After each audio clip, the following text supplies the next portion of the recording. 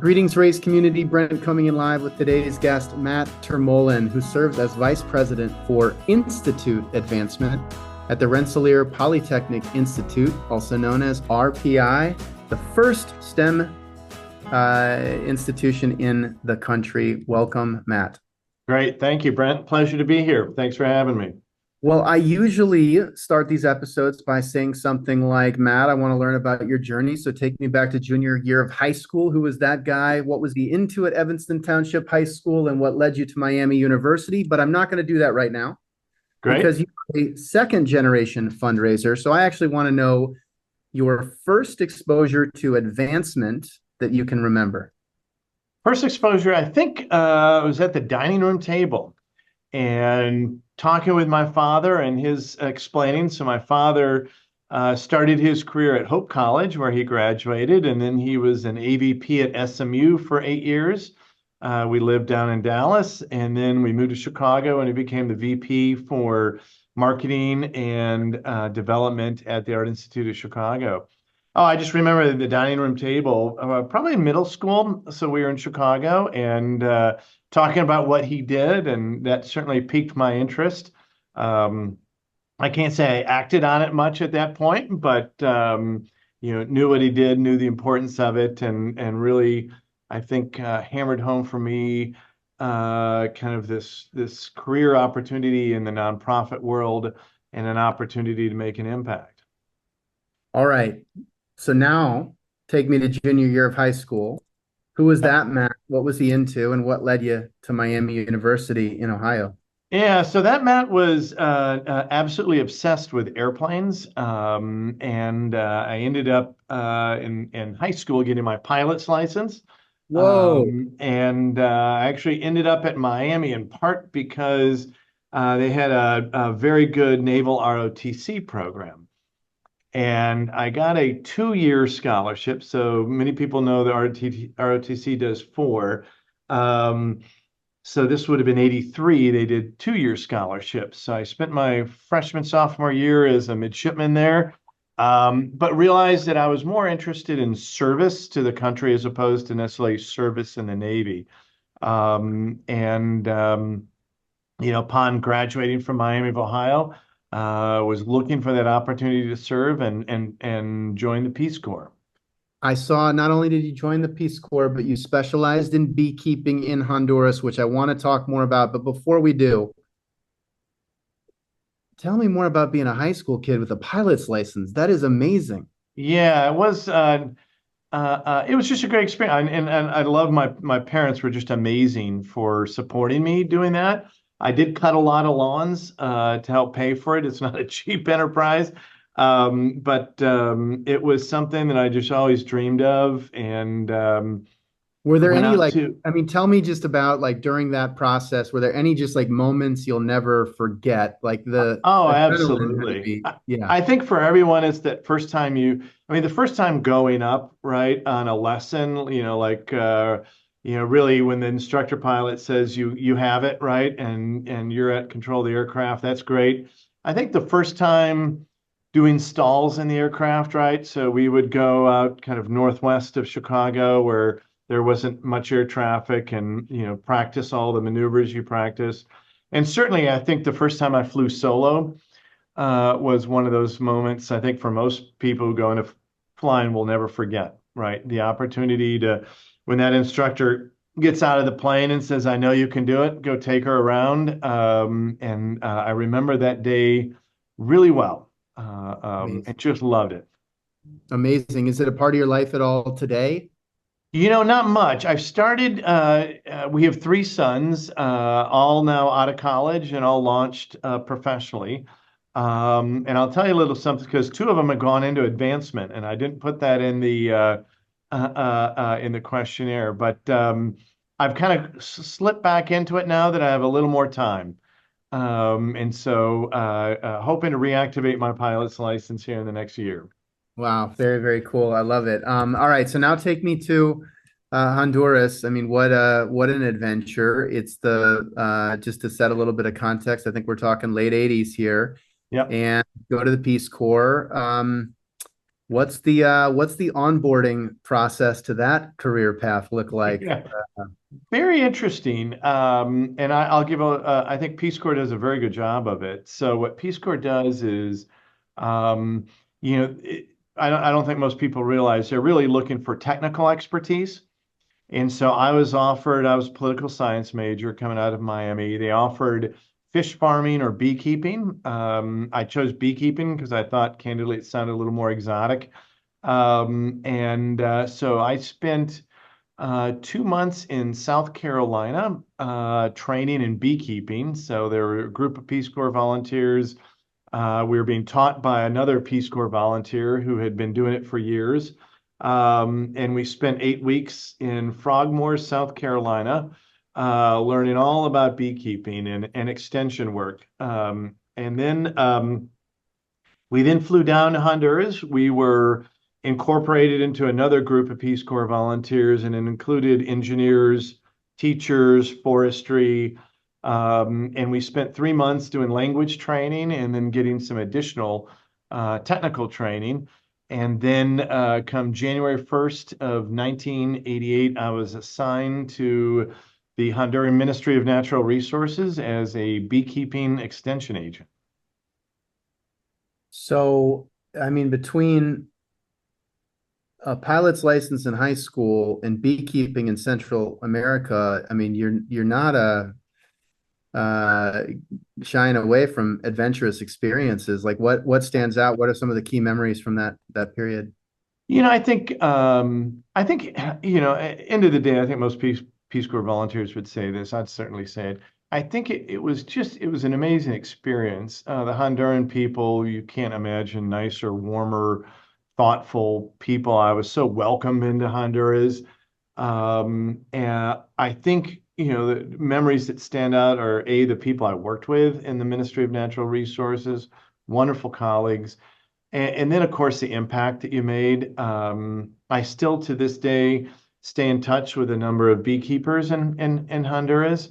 And I worked with anything from women's group to a high school to larger, more commercial beekeepers. And this was the advent of the Africanized bee or the killer bee. So we're helping them manage this new type of honeybees. So I think at the end of the day, it's knowing that you made a difference. It may not have been as big as you initially thought you might make, but knowing that you really helped impact people, made their lives better. So what's one thing everybody listening should know about beekeeping, but probably they don't? Let's see. That's a great question. The bees don't know you. So I get asked that question a lot. Do the bees know you? They do not know you. They are very productive insects, but they have no idea who the owner is. So there's lots of lore about that. Got it. Got it. Okay. Not building a rapport over time. Yeah. Yeah, exactly. All right. So help me understand then the path into advancement. Oh, absolutely. So, coming out of the Peace Corps, I looked at a range of opportunities. I had done some training for the Peace Corps, so I had an opportunity to stay in Honduras. I had an opportunity to work with an American company that was working in Honduras. I looked at a banking program within the U.S. and was accepted into that. But back to my father. My father said, you really enjoyed the impact of the Peace Corps. You're a good writer, strong communicator. You should think about going into fundraising. And I remember going to the University of Chicago for a friend of my father's complete, just informational interview, and walked out an hour later thinking this is what I wanted to do. What was it about that conversation? Because you had plenty of exposure to the field by way of your father. What inspired you in that meeting? What inspired me was, again, what I think I'd been searching for since the Peace Corps was how to make a difference. And how am I spending my days? Am I making society a better place? I think I really, Brent, came away feeling that higher education and education in general has probably the greatest opportunity to change our society. And so spending this hour with Randy Holgate, she was the associate VP at University of Chicago. She became the vice president, now retired. I realized that I could make that kind of impact doing this kind of work. And it's not that I didn't see it with my father, but this, I think sometimes hearing it from a different person, seeing it in a different lens, really kind of crystallized everything for me. And so you joined the University of Chicago. Yep, yeah, joined the University of Chicago as an assistant director in annual giving. And so what was a day in the life of an assistant director of annual giving?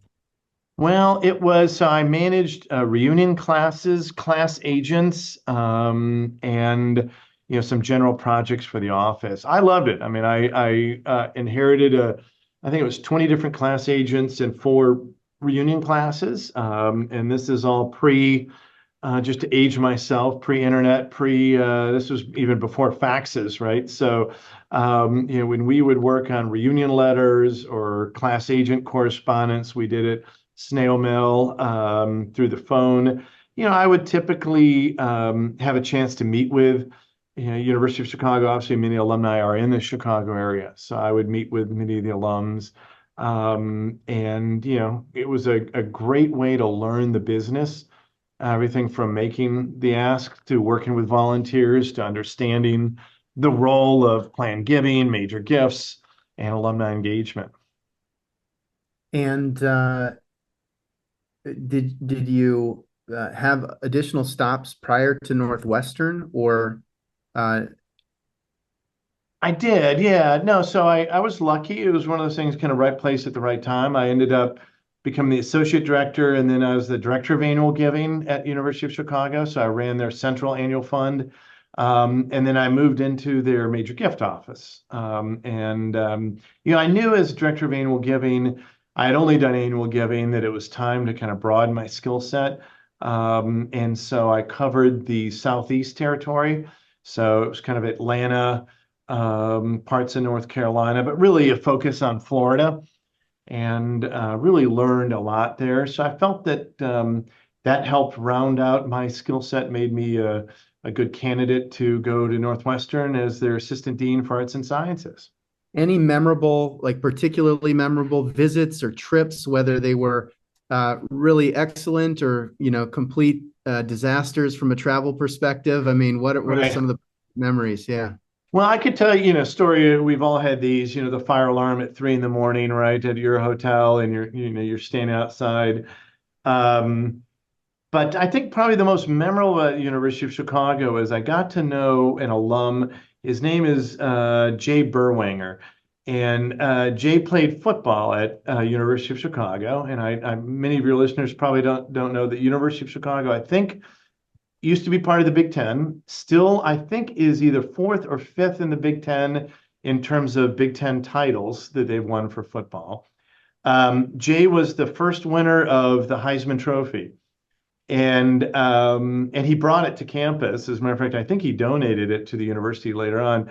But he told me this wonderful story. The Heisman Trophy wasn't as big of a deal when he first won it. Obviously, it's increased in prestige over the last certainly 30, 40 years or more. But he told me this wonderful story of how he used this Heisman Trophy in his garage as a doorstop.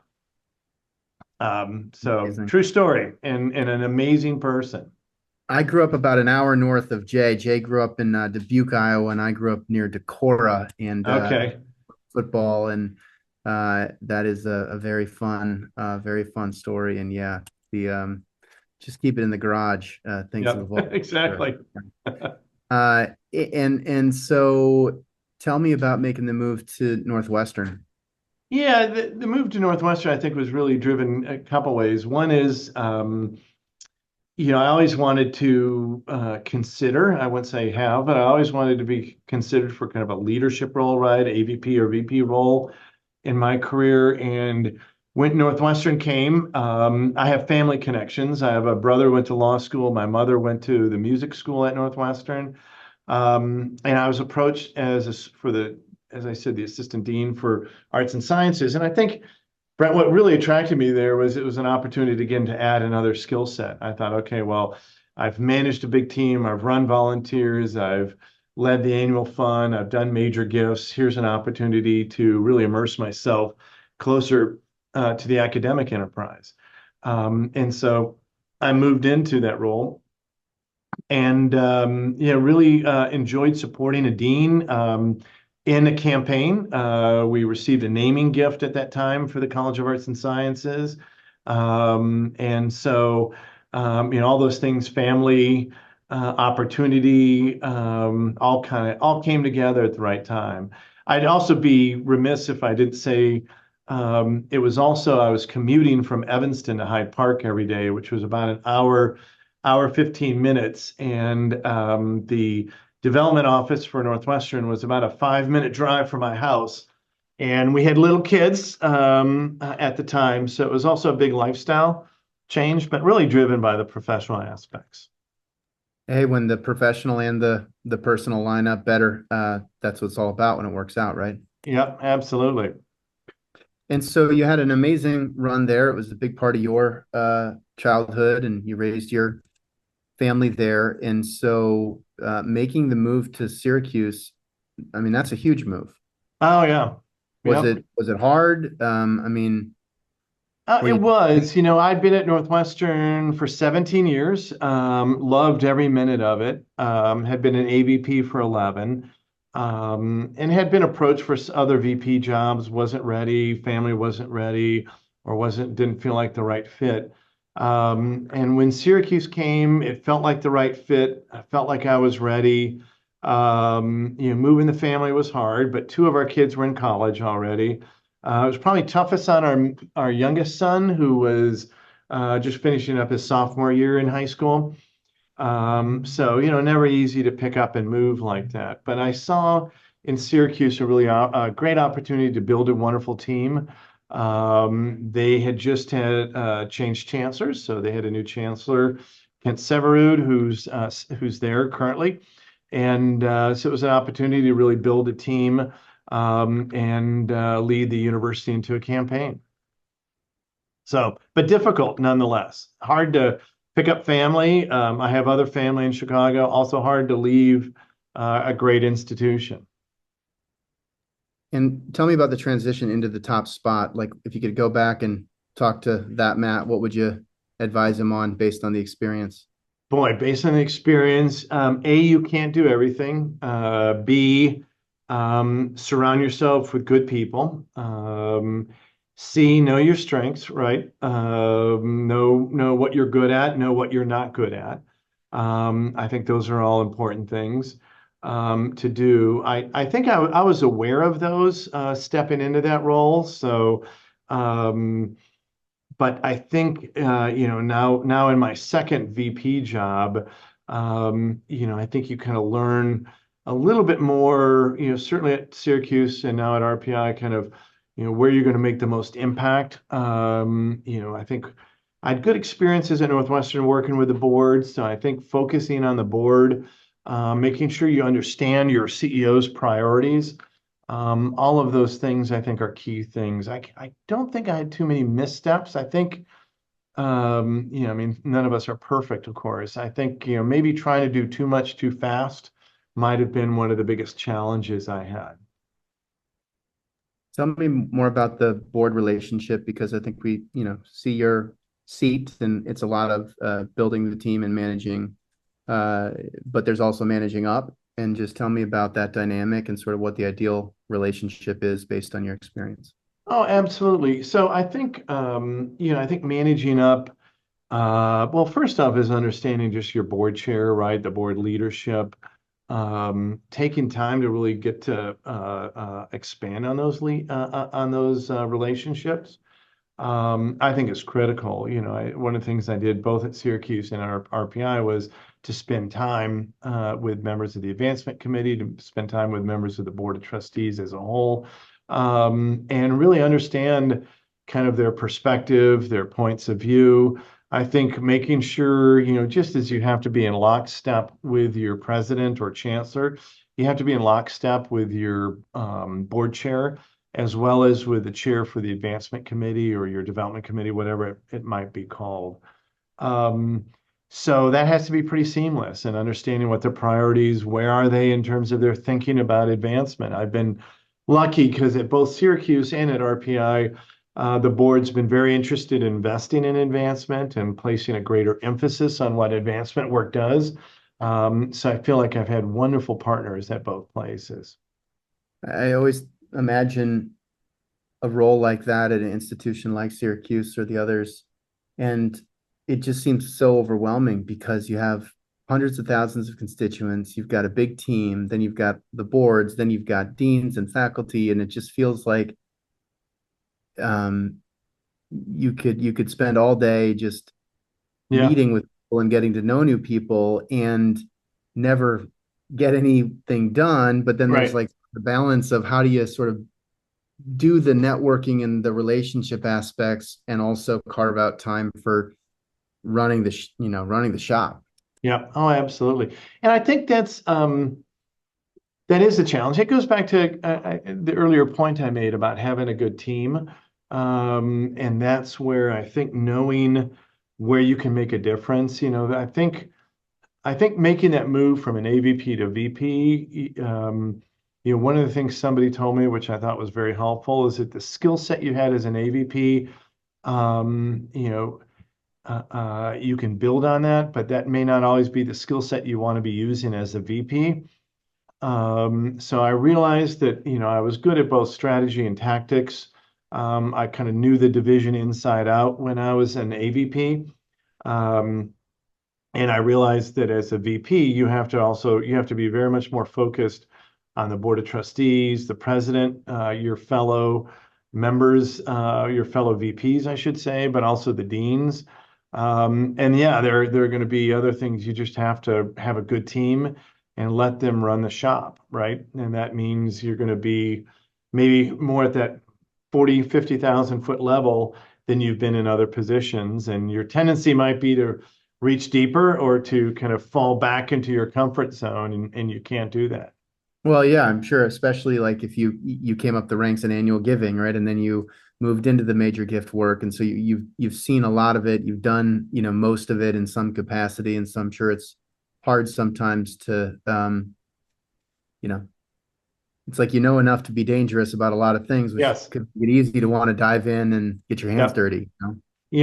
Brent, you hit the nail on the head. I think I used to say, once an annual fund officer, always an annual fund officer, right? And I wanted to start digging into retention rates and all that kind of good stuff. And yeah, you have to, build a great team, trust that team, let your senior staff go and hire really good people. And sure, if something's broken, you have to lean in, but you have to really be focused on where you know, what somebody said, what are the things that only a VP can do, right? Yeah. And what can't your AVPs do? So focus on the things that the VP can do. Tell me, I mean, you've talked a lot about team and importance of building a team. You've clearly recruited and worked with many people, and I'm sure many have gone on to do other things. I mean, who are some of the people you've really enjoyed? Not asking you to name a favorite or two, but just who are some Sure. of the people you've had the opportunity to work with, who you've enjoyed maintaining a relationship with? Oh, absolutely. And it's been over the years, and I'll say one of the things that I also think is incredibly important is having a good peer group, people around the business. When I was director of annual giving at University of Chicago, I was trying to reach out, find some peers, kind of understand what was working for them, what wasn't. And I reached out to the director of annual giving for the Hopkins Fund. At the time, Fritz Schrader. Fritz is now the VP at Johns Hopkins. So I think I've known Fritz since 93, 94. So going on 30 years. So I think that's one example. A couple more. I mean, I think, I was thrilled recently. David Lively was named VP at Northwestern. I was an AVP when we hired David into Northwestern, and we continue to share notes, stay in touch, talk. So that's really important. I give another example. I could keep on going, but Julie Allen. Julie was a work-study student in the annual fund office at the University of Chicago when I was director of annual giving. Julie went on, did great things at University of Chicago, went to Duke University. Husband took a faculty job at Northwestern, and I was thrilled to be able to hire her as a campaign director at Kellogg School of Management when I was there. And and she's been the AVP at Northwestern, just recently moved in as the VP and board secretary at Northwestern. So 2 examples from my Northwestern days.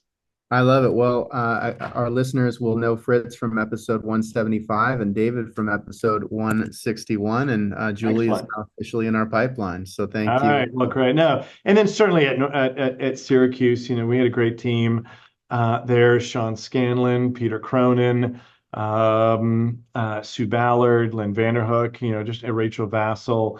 Of course, I'm going to forget somebody. Don't apologies in advance for that. But wonderful team, and many of them are still at Syracuse doing great things. Some have moved on other places. Some came with me here to RPI. So I think just investing in people is just such a critical part, and I won't say overlooked. I think we're pretty good at it, but I think we could do better as an industry. Tell me about the move to RPI. Hmm. You're kind of a year plus in. I mean, what are you excited about? And yeah, where do you go from here? Yeah, well, I think I'd always been at both Syracuse, Northwestern, University of Chicago, larger private research universities, a little more broad. What I was really intrigued by RPI was the leadership. So, new president, Marty Schmidt had been the provost at MIT for many years. He's an RPI undergrad and PhD grad from MIT, spent his entire career at MIT. But he came to RPI, his alma mater, to become president and to lead RPI into its bicentennial year, which we're currently in. So A, I think leadership really excited me. B, I think STEM schools have a special place right now in our country. As we all think about artificial intelligence, as we think about quantum computing, as we think about energy, as we think about carbon capture, I think this is a special moment, like I said, for technically oriented schools. Now, many universities have engineering and medicine and other parts in them, but I do think this is a special time for these types of institutions to make real societal impact. Yeah, I mean, it is such an exciting period. It's late June as we're recording this in 2024, and it's sort of like, I don't know, I feel like we are talking about AI so much that on one hand it's probably exhausting to people, and on the other hand I feel like we're not even talking about it enough, because it Right. really is one of these like step function changes that I think in 5 years we'll look back on and realize how big of a moment was, as it's been really integrated into applications in new ways. It's so early, but it's so exciting, and for you to be there, you've got even more of a front row seat to, I'm sure, the next generation, and I'd love to just kind of, and at the same time, your donors and some of your trustees, I'm sure that they're all trying to navigate what are the implications, their businesses, and sort of on one hand, disrupt themselves from a business perspective, but also it's an opportunity for RPI to like further strengthen its position in the education Yeah. landscape. Yeah. Oh, absolutely.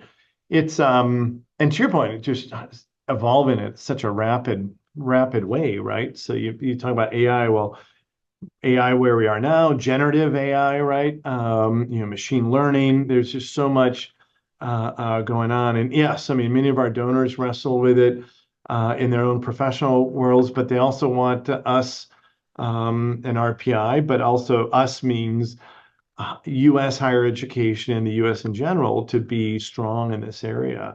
I've had a front row seat in the CHIPS Act, right? So as we try as a country to reshore chips manufacturing, that's another area.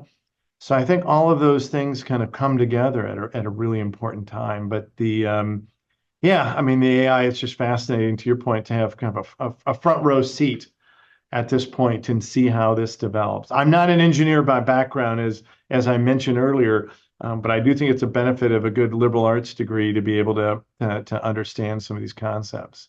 Well, we're very excited about the implications for advancement because I think that relative to many sectors, very few sectors have the kind of lifelong connection with their customers that advancement organizations do. Hmm. And with a lifelong connection comes just a data set that is so rare relative to most brands, right? You and I exist in the CRMs of a whole bunch of different Right. companies, every hotel we've stayed at, everything we've ever bought. Um, but the amount of data and the authenticity of the connection to the university we studied at, for example, is so different and so rare. And I feel like that means that the potential for artificial intelligence is even greater because we have all this data that we can now synthesize that has before just sort of been locked away in Yep. tables of various systems. We can now make sense of that. But then we can look at all of that data and look at everything happening at RPI or at Brown or wherever and start to cross reference everything happening out here with everything that this donor's ever told us and every gift they've ever made and every event that they've ever attended and the name of the event and start to quickly, I think, triangulate on potential philanthropic opportunities that in past might have required just a ridiculous amount of manual hunting and pecking. And so it's not Yep. like it's just going to become, here's the button to go make your transformational gift, but I feel like we can just get people there much faster.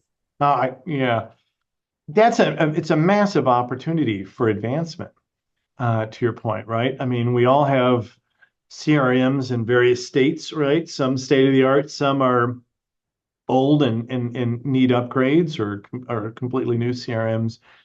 And so I think again, to your point, the data where it's locked right now, how we unleash that potential is one that I think we're starting to address. I think we've got a lot more ahead of us.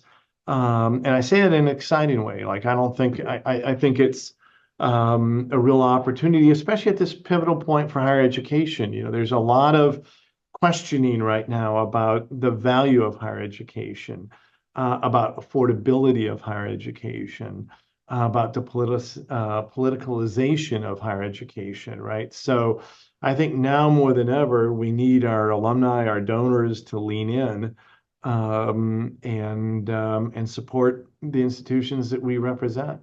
You mentioned at the beginning that you felt like you were attracted to higher ed once you really understood the opportunity to make an impact, that was something that mattered to you.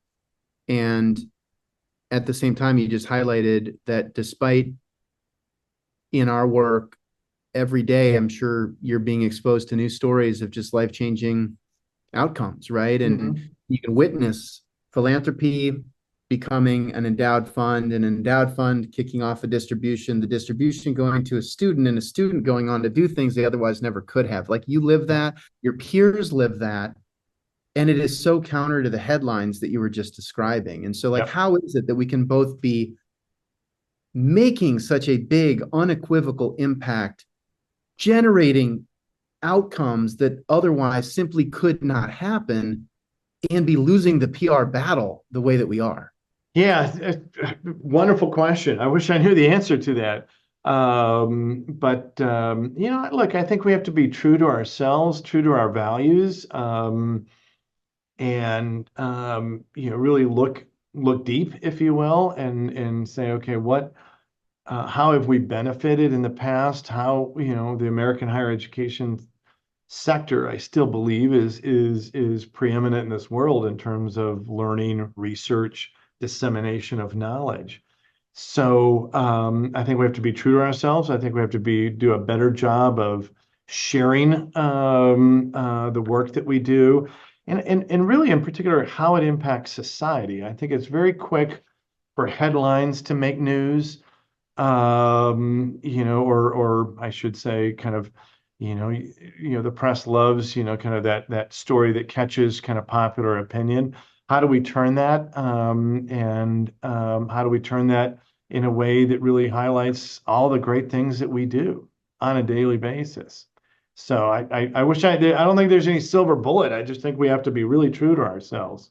And I think there's also a balance of like on one hand we should be critical and we should constantly be trying to identify ways that we can be better Yep. and more efficient and more effective, but also at the same time, boldly proclaim the life-changing stories and the data that backs that up in a way that helps counter the narrative, and so that it's just not as one-sided. And we all got to keep doing that. I think Yep. it's a blend of data and anecdotes for sure, and that's the way that we got to motivate and inspire regardless Yep. of the topic. And I just think this is one where it just feels like the scales are out of balance relative to the good being done. And I think, Brent, you mentioned the two things.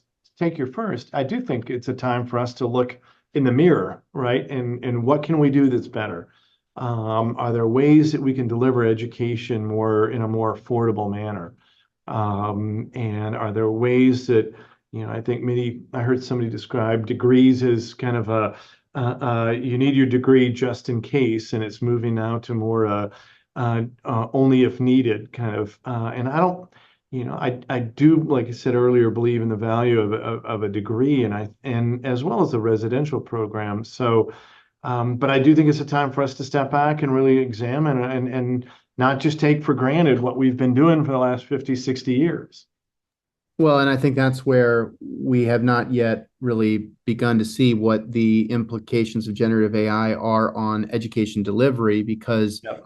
I mean, look, I was driving my son, my 5-year-old, to his summer camp drop off yesterday morning, and he asked me one of those, why is the sky blue questions, Daddy? And I'm now like teaching him how to ask that question to ChatGPT, give ChatGPT the context that this is a 5-year-old that's asking the question, and Hmm. then have a conversation, sort of pulling on different threads, and just like the access to knowledge, like the amount that he can get exposure to. And then, oh, by the way, if you wanted that to be in a different language, I mean, imagine going and being a Honduran beekeeper, Peace Corps volunteer today relative to, Right. whatever pocket dictionary you were carrying around. Like, it's just remarkable. Yeah. Oh, it is. It is. And that's what's so exciting about this time. And again, I think the role that higher education can play. Yeah, I love it. All right, well, tell me more about what you're excited about. I think you mentioned bicentennial and Yeah. a lot of team building going on. Just yeah, give me the state of affairs at RPI, what you're excited about, and for sure if you're hiring and how people can get in touch. Yeah, oh, absolutely. Thank you, Brent. So it is our bicentennial. We're significantly growing. So we will launch a second phase of our campaign this coming September. And the campaign's tied to our bicentennial, obviously a new strategic plan, Rensselaer Forward. Um, I think there's Rensselaer. What surprised me, candidly, once I got here is the number of firsts. I mean, it's really a pretty amazing place. It's a very modest place, which is great. But sometimes we don't kind of share our successes.